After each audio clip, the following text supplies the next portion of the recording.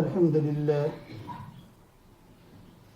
لله نحمده ونستعينه ونستغفره ونؤمن به ونتوكل عليه ونعوذ بالله من شرور أنفسنا ومن سيئات أعمالنا من يهده الله فلا مضل له ومن يضلله فلا هادي له وأشهد أن لا إله إلا الله وحده لا شريك له وأشهد أن سيدنا ونبينا ومولانا محمدا عبده ورسوله أرسله الله تعالى إلى كافة للناس بشيرا ونذيرا وداعيا إلى الله بإذنه وسراجا منيرا صلى الله تعالى عليه وعلى آله وأصحابه وأزواجه وذرياته وأهل بيته وطاعته أجمعين.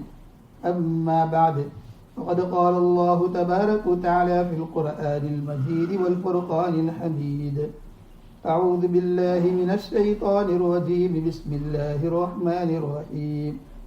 إن أول بيت وضع للناس للذي ببكة مباركا وهدى للعالمين. وقال الله تبارك وتعالى في مقام الآخر: سبحان الذي أسرى بعبده ليلا من المسجد الحرام إلى المسجد الأقصى الذي باركنا حوله لنريه من آياتنا إنه هو السميع البصير. صدق الله مولانا العظيم. إن الله وملائكته يصلون على النبي يا أيها الذين آمنوا صلوا عليه وسلموا تسليما. اللهم صل على محمد وعلى آل محمد كما صليت على إبراهيم وعلى آل إبراهيم إنك حميد مجيد. بزرگان محترم، اللہ تبارک و تعالیٰ کا یہ بڑا کرم اور احسان اور فضل ہے کہ اس کریم ذات نے مجھے اور آپ کو دین کا اہم فریضہ نماز جمعہ ادا کرنے کے لیے یہاں جمع فرمایا. ہم دعا کرتے ہیں کہ اللہ تبارک و تعالی ہمارے اس نماز جمعہ کو اپنی بارگاہ میں قبول و منظور فرما کر اسے ہم سب کے لیے دنیا اور آخرت میں نجات اور ہدایت کا ذریعہ بنا دے. آمین. حج کا مبارک مہینہ جو شوال سے شروع ہوتا ہے، ذی القعدہ اور ذی الحجہ، یہ 3 مہینے حج کے ہیں. اور حج جو ہے یہ اسلامی جو 5 ارکان ہے اس میں ایک بڑا اہم فریضہ ہے. اللہ تبارک و تعالی ہم سب کو بار بار حج مقبول اور مبرور نصیب فرمائے. آمین. اور وہاں کی رحمتوں اور برکتوں سے اللہ تعالی ہم سب کو مالا مال فرمائے. آمین. حج زندگی میں ایک ہی مرتبہ فرض ہے اور ایک خاص جگہ ہے جہاں پر حج فرض ہے. نماز، روزہ، زکوٰۃ یہ آدمی کہیں بھی ادا کر سکتا ہے، لیکن حج دنیا میں ایک خاص 8.5 مائل اور 8 مائل کا جو ایریا ہے اسی ایریے کے اندر حج فرض ہے اور اسی کے اندر حج کے ارکان ادا کیے جاتے ہیں. کوئی آدمی زندگی میں کسی بھی عقیدت کے ساتھ 100 مرتبہ کسی جگہ کا چکر لگا کر آئے، لیکن پھر بھی جو ہے وہ حج ادا نہیں ہوتا ہے. تو حج جو ہے مکہ، وہاں سے مینا سے عرفات، اور عرفات سے مزدلفہ، اور مزدلفہ سے پھر جو ہے رمیہ جمرات، اور پھر اس کے بعد مکہ مکرمہ. یہ پورے 8 ساڑھے 8 میل کا جو فاصلہ ہے اور جو جگہ ہے اسی کے اندر جو ہے یہ حج کے سارے ارکان ادا کیے جاتے ہیں۔ اللہ کے نبی صلی اللہ علیہ وسلم نے ایک مرتبہ صحابہ سے کہا کہ تم لوگ حج کرو اور اللہ تبارک و تعالیٰ کے گھر کی زیارت کرو۔ تو ایک صحابی نے کہا یا رسول اللہ صلی اللہ علیہ وسلم کیا حج ہر سال کرے ہم؟ تو اللہ کے نبی صلی اللہ علیہ وسلم خاموش رہے۔ دوسری مرتبہ پھر کہا اللہ کے نبی نے، تو اس نے پھر سوال کیا کہ ہر سال حج کرے؟ پھر اللہ کے نبی خاموش رہے۔ تیسری مرتبہ پھر کہا، اس صحابی نے کہا کہ یا رسول اللہ صلی اللہ علیہ وسلم ہر سال حج کرے؟ اللہ کے نبی خاموش رہے۔ پھر اللہ کے نبی نے ارشاد فرمایا کہ پہلی امتیں جو ہے وہ اسی لیے ہلاک اور برباد ہوئی اس لیے کہ وہ اپنے نبیوں سے زیادہ سوالات کرتی تھی۔ اگر میں ہاں کہہ دیتا تو حج ہر سال کے لیے فرض اور واجب ہو جاتا ہے، اور تم لوگ جو ہے اس کی استطاعت اور طاقت نہیں رکھتے، اس لیے کہ نبی اور رسول جو کہتا ہے اپنی زبان سے گویا وہ اللہ کہتا ہے، اللہ کی طرف سے کہتے ہیں۔ وما ينطق عن الهوى، اللہ فرماتے ہیں قرآن میں نبی جو بولتا ہے وہ اللہ تبارک و تعالیٰ کی طرف سے بولتا ہے۔ اللہ کے نبی نے فرمایا نا زندگی میں ایک مرتبہ حج فرض ہے۔ ایک روایت میں اللہ کے نبی صلی اللہ علیہ وسلم نے ارشاد فرمایا کہ ہر 5 سال کے اندر آدمی کو اللہ تبارک و تعالیٰ کے گھر کی زیارت کرنی چاہیے، حج کرنا چاہیے، جس کے اوپر طاقت ہے، جس کو اللہ نے وسعت دی ہے۔ حضرات علماء کرام نے اور فقہا نے اس روایت کے ضمن میں لکھا ہے کہ اس سے استحباب یعنی مستحب ہے کہ اگر آدمی مالدار ہے، اگر آدمی جو ہے، اگر آدمی پیسے والا ہے، طاقت مند ہے، صحت مند ہے، تو پھر اللہ کے نبی کی جو یہ روایت ہے وہ استحباب پر ہے، مستحب ہے، ورنہ حج زندگی میں ایک مرتبہ فرض ہے۔ اب حج کا مقصد کیا ہے؟ حج کیوں فرض ہے اور حج سے اللہ تبارک و تعالیٰ کیا چاہتا ہے، اس پر جو ہے 2-3 باتیں عرض کروں گا۔ سب سے پہلے بنیادی مقصد حج کا اللہ تبارک و تعالیٰ کی رضا ہے، اللہ تعالیٰ کی خوشنودی ہے، اللہ تبارک و تعالیٰ کی محبت ہے، اور اللہ تبارک و تعالیٰ کی رضا یہ سب سے بڑا مقصد ہے۔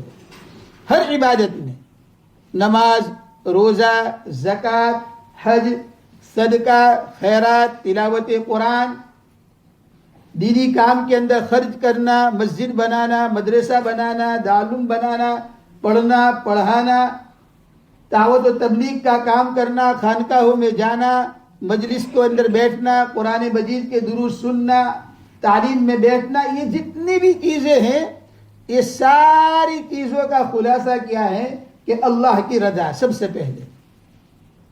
اللہ کی رضا کے علاوہ اگر ہماری نیت میں کھوٹ ہے تو اللہ تبارک و تعالیٰ کے یہاں وہ عمل قبول نہیں ہے۔ روایتوں میں آتا ہے کہ اگر اللہ تبارک و تعالیٰ کی رضا کے علاوہ کسی عبادت میں ذرہ برابر، رائی کے دانے کے برابر اگر ہمارے دل میں کوئی خیال آ گیا تو وہ عبادت اس کے منہ پر مار دی جاتی ہے، اور قیامت کے دن بجائے ثواب کے اللہ اسے جہنم میں بھیج دیں گے۔ یہ حدیث میں اللہ کے نبی ارشاد فرماتے ہیں، بلکہ اللہ خود کہتا ہے کہ ایک آدمی کو کل قیامت کے دن اللہ جنت کے اندر، جنت کے قریب بھیج دیں گے، اور وہ جنت کی نعمتوں کو دیکھے گا، فرشتے ان کے ساتھ ہوں گے، اور اللہ ان کو بلائیں گے فرشتوں کو، اور پھر اس کے بعد کہیں گے کہ اس آدمی کو اب جہنم میں پھینک دو۔ تو اللہ کے فرشتے کہیں گے کہ اس کے پاس تو بہت نیکیاں ہیں، اور نیکیوں کا پلڑا تو جھک گیا ہے، اور گناہوں کا پلڑا کم ہے اس کے اندر۔ تو اللہ تبارک و تعالیٰ فرمائیں گے فرشتوں سے کہ تمہارا کام یہ ہے کہ تمہیں لکھنا ہے. بس کوئی آدمی کوئی عمل کرتا ہے کہ جمعہ کی 2 رکعت پڑھی, آپ نے لکھ لیا کہ اس کے اوپر اس کو جو ہے 10 نمازوں کا ثواب مل گیا, 10 جمعہ کا. لیکن ہماری نیت کیا ہے؟ ہم کیوں جمعہ کی نماز میں آئے, کس غرض سے آئے, کس مقصد سے آئے؟ تو اللہ تبارک و تعالی ہمارے دلوں کی حالت کو جانتا ہے. تو اللہ کہتا ہے کہ تمہارا کام لکھنے کا تھا, تم نے لکھ لیا, لیکن اس نے جتنی عبادتیں دنیا میں کی تھی ان ساری عبادتوں کو وہ لوگوں کے لیے کرتا تھا. کبھی اپنی بیوی کے لیے, کبھی بچوں کے لیے, کبھی رشتہ داروں کے لیے, کبھی لوگوں کو نمائش کے لیے, کبھی بتانے کے لیے. لہذا اس کا کوئی عمل ایسا نہیں ہے جو اس نے میرے لیے کیا ہو. لہذا اس نے میرے ساتھ میری ذات کے اندر, میری صفات کے اندر اس نے لوگوں کو شریک کیا, تو اس کا بدلہ وہ لوگوں سے لے لے, رشتہ داروں سے لے لے, اپنے لوگوں سے لے لے, میرے پاس اس کے لیے کوئی اجر نہیں ہے. لہذا اب اس کو جہنم میں پھینک دے. اللہ کے نبی فرماتے ہیں تو آدمی جنتی ہوگا بجائے جنتی کے وہ جہنم کے اندر داخل کر دیا جائے گا. کیوں؟ اس لیے کہ اس کا عمل اللہ کے لیے نہیں ہے. اسی لیے علماء فرماتے ہیں کہ ایک آدمی اکیلے میں نماز پڑھ رہا ہے اور جلدی جلدی نماز پڑھ رہا ہے, اور اچانک اس نے دیکھا کہ وہ میری بیوی گھر میں آ گئی, میرے کمرے میں آ گئی, کوئی مہمان آ گیا, مسجد کے اندر کوئی مہمان آ گیا, کوئی مصلی آ گیا. اس نے اپنی نماز لمبی کر دی, اس نے اپنی نماز کے اندر آنکھیں بند کر دی. اب پہلے ادھر ادھر دیکھتا تھا, پہلے ادھر ادھر کپڑے کو سنوارتا تھا, وہ سب بند کر دیا اور برابر نماز پڑھنے لگا. علماء فرماتے ہیں, محققین, روایتوں کے اندر آتا ہے اللہ تبارک و تعالی حالات کو جانتا ہے لوگوں کے. اللہ کہتا ہے کہ اس کی نماز اس کے سپرد کر دو, اس لیے کہ اب یہ نماز کے اندر سے اخلاص ختم ہو گیا. تو ہر عمل صرف اللہ کی رضا کے لیے, ہر عمل. اسی لیے روزے کے بارے میں اللہ کے نبی کیا فرماتے ہیں؟ اللہ خود فرماتا کہ میں اس کا بدلہ ہوں. اس لیے کہ روزے میں کسی کو معلوم نہیں ہے کہ کھایا ہے, پیا ہے, پانی پیا ہے, شربت پیا ہے, مرسیک پیا ہے, کچھ معلوم نہیں. کیوں؟ اللہ کے علاوہ کسی کو معلوم نہیں ہے کہ کیسا ہے بندہ. چنانچہ حضرت نظام الدین اولیاء رحمۃ اللہ علیہ بہت بڑے اللہ والے گزرے ہیں, آج بھی ان کی مزار ہے, ہم سب نظام الدین جاتے ہیں. دہلی کے اندر ایک آدمی رہتا تھا اور پورے شہر کے اندر اطراف میں یہ مشہور تھا کہ بہت گنہگار ہے, شرابی ہے, کبابی ہے, عورتوں کے ساتھ راتیں گزارتا ہے, بیوی بچوں والا تھا, اور سب اس کو جو ہے حقارت کی نظر سے دیکھتے تھے. کوئی اس کے ساتھ بیٹھنے کے لیے تیار نہیں ہوتا تھا, کوئی اس کے سامنے نہیں آتا تھا, کوئی ان کی گھر کی طرف نہیں دیکھتا تھا. سب کے دلوں میں نفرت تھی. چنانچہ اس کی بیوی اس کو کہتی تھی کہ جب تیرا انتقال ہو جائے گا تو تیری تو کوئی نماز جنازہ بھی نہیں پڑھے گا, ہمارے بچے چھوٹے ہیں, کون تمہاری لاش کو دفن کرے گا, تمہاری میت کون دفن کرے گا. چنانچہ بیوی روتی تھی, بچے روتے تھے. وہ کہتا تھا کہ جب میرا انتقال ہوگا تو تم دیکھنا کہ سلطان الہند میری نماز جنازہ پڑھائیں گے, اور میری جنازے کے اندر لوگوں کی کثرت ہوگی.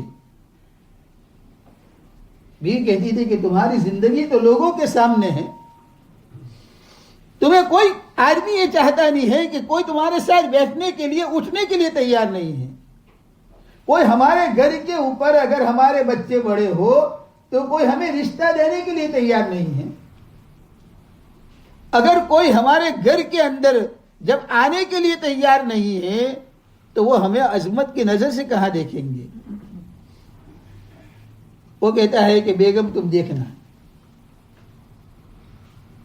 خیر زندگی چلتی رہی. ان کا انتقال ہو گیا. ہر آدمی کو موت تو آنی ہی ہے. انتقال ہو گیا اور لوگوں کو پتہ چلا صبح کے اندر کہ فلاں آدمی جو شرابی تھا, کبابی تھا, زانی اور زنا کرتا تھا, عورتوں کے ساتھ راتیں گزارتا تھا, اس کا انتقال ہو گیا. تو سارے لوگ بات کرنے لگے, آپس میں خوش ہو گئے کہ اچھا ہوا دہلی کے اندر سے ایک بہت بڑی نحوست چلی گئی, ایک بہت بڑا عذاب چلا گیا. ادھر سلطان الہند علیہ الرحمہ ذکر کے اندر تھے اللہ تبارک و تعالیٰ کے, اور تہجد کا وقت تھا, اور اللہ تبارک و تعالیٰ نے الہام کیا کہ آج دہلی کے اندر سب سے بڑا ولی اور سب سے بڑا قطب اس کا انتقال ہوا ہے. لہذا خواجہ نظام الدین اولیاء رحمۃ اللہ علیہ سے اللہ نے الہام کیا, ان کو کشف ہوا کہ جاؤ اور ان کی تہذیب و تکفین کرو اور ان کو دفن کرو, ان کی نماز جنازہ تم پڑھاؤ. چنانچہ ذکر سے فارغ ہوئے اور مریدین کو جمع کیا اور کہا کہ اللہ تبارک و تعالیٰ نے مجھے کشف کیا, الہام کیا, اور اللہ تبارک و تعالیٰ نے مجھے حکم دیا, لہذا جلدی جلدی چلو اٹھو اور ان کی تہذیب و تکفین اور ان کو دفن کفن کرنے کی جو ہے اور قبر وغیرہ کی تیاری کرو. چنانچہ مریدین نے کہا کہ حضرت آپ کہتے ہیں کہ وہاں چلے, پورا شہر اور پورا دہلی وہ خوش ہے کہ اچھا ہوا اس کا انتقال ہو گیا, رات سے ان کی میت گھر میں پڑی ہے, ان کی بیوی رو رہی ہے, بچے رو رہے ہیں, لیکن کوئی اس کے گھر کے اوپر تعزیت کے لیے نہیں گیا ہے اور کوئی جائے گا نہیں. اور اگر آپ اٹھ کر جائیں گے اور ہمیں کہیں گے تو ہماری تو ناک کٹ جائے گی, آپ کی عزت جو ہے وہ ختم ہو جائے گی. سارا مسئلہ ہمارا دنیا میں کیا ہے, عزت کا ہے نا. میں چاہتا ہوں میری عزت بنی رہے, آپ چاہتے ہیں آپ کی عزت بنی رہے. جب ہم پڑھتے تھے مدرسے کے اندر تو ہمارے ایک استاد قاری اسماعیل صاحب رحمۃ اللہ علیہ ہمیں جو ہے سہارنپور لے گئے, اور اس وقت پہلی مرتبہ حضرت مولانا مفتی مظفر حسین صاحب رحمۃ اللہ علیہ ان کی ملاقات ہوئی. اور یہ جو ہے حضرت مولانا شاہ اسد اللہ صاحب رحمۃ اللہ علیہ کے خلیفہ تھے, اور حضرت شاہ اسد اللہ صاحب رحمۃ اللہ علیہ حکیم الامت کے خلیفہ. تو میری عادت تھی کہ میں ایک بک رکھتا تھا, چھوٹی سی ڈائری, اور ایک ٹیپ ریکارڈ رکھتا تھا, اور ایک کیمرہ ہوتا تھا میرے پاس. تو ہم نے کہا حضرت کو نصیحت کیجئے اور آپ کی کچھ تحریر ہمیں لکھ دیں. میرے پاس الحمدللہ بہت سارے بزرگوں کی تحریریں ہیں ان کی رائٹنگ کے اندر میں. اس وقت شوق تھا تو حضرت نے لکھا, اس کے اوپر ایک شعر لکھا. پھر ہم نے کہا کہ حضرت کو نصیحت بھی کیجئے ہمیں, ہم طلبہ ہے, ہم پڑھتے ہیں وہاں انڈیا میں, نادر میں وغیرہ میں. خیر, تو حضرت نے کہا کہ لوگ جو ہے آج کل گناہ اس لیے نہیں کرتے ہیں کہ لوگ مجھے کیا کہیں گے. میں سگریٹ اس لیے نہیں پیتا ہوں کہ لوگ کیا کہیں گے, امام صاحب سگریٹ پیے. میں شراب اس لیے نہیں پیتا ہوں, امام صاحب شراب پیے. میں ٹاؤن میں اس لیے نہیں جاتا ہوں, لوگوں کے ہے ٹاؤن میں چلا مور صاحب. میں ہر برا کام اس لیے نہیں کرتا ہوں کہ لوگ کیا کہیں گے. تو حضرت مفتی صاحب رحمۃ اللہ علیہ نے کہا ہم گناہ چھوڑتے ہیں لوگوں کے خوف سے, اللہ کے خوف سے ہم گناہ نہیں چھوڑتے. کیا کہا؟ اللہ کے خوف سے ہم گناہ نہیں چھوڑتے, ہم گناہ چھوڑتے ہیں لوگوں کے خوف سے, اور اللہ کا خوف ہمارے دل میں نہیں آیا.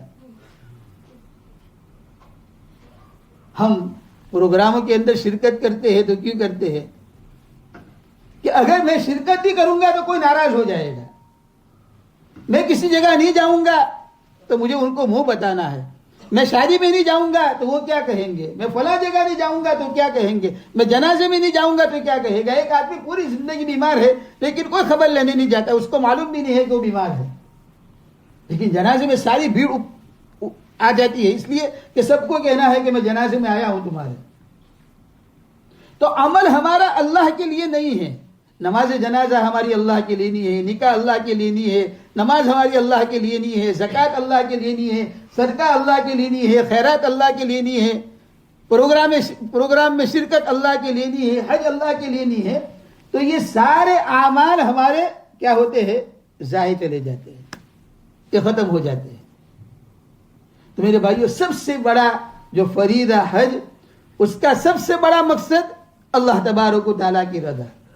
عمرہ اس کا سب سے بڑا مقصد اور رضا اس کی جو ہے اس کا مقصد اللہ کی رضا. لیکن پہلے سے اب ہم انڈیا نہیں جا سکتے, پاکستان نہیں جا سکتے, بنگلہ دیش نہیں جا سکتے, میں نے گھر بیچ دیا, میں نے یہ کر دیا, چلو کہاں جانا, چلو عمرے میں چلے جاتے ہیں, ہالیڈے ہو جائے گی. تو نیت تو پہلے سے ہالیڈے کی ہے. اب ہم نے احرام باندھا, لبیک کہا, اللہ نے کہا نہ تیرے لبیک قبول, نہ تیرا احرام قبول, نہ تیرا طواف قبول, نہ تیری سعی قبول. اس لیے جیسے گئے تھے حج میں, عمرے میں, ایسے ہی واپس آ گئے. خیر انشاءاللہ اس واقعے کا آئندہ عرض کریں گے. اللہ تبارک و تعالی ہم سب کو جو ہے اخلاص نصیب فرمائے, اور اللہ تبارک و تعالی ہمارے ہر عمل کو اللہ تبارک و تعالی کی رضا کے لیے کرنے والا بنائے, اور اللہ تعالی ہم سب کو جو ہے حج مقبول و مبرور, اور اللہ تعالی وہاں کی حاضری ہمیں بار بار مقبول اللہ تعالی نصیب فرمائے. آمین. وآخر دعوانا ان الحمد للہ رب العالمین.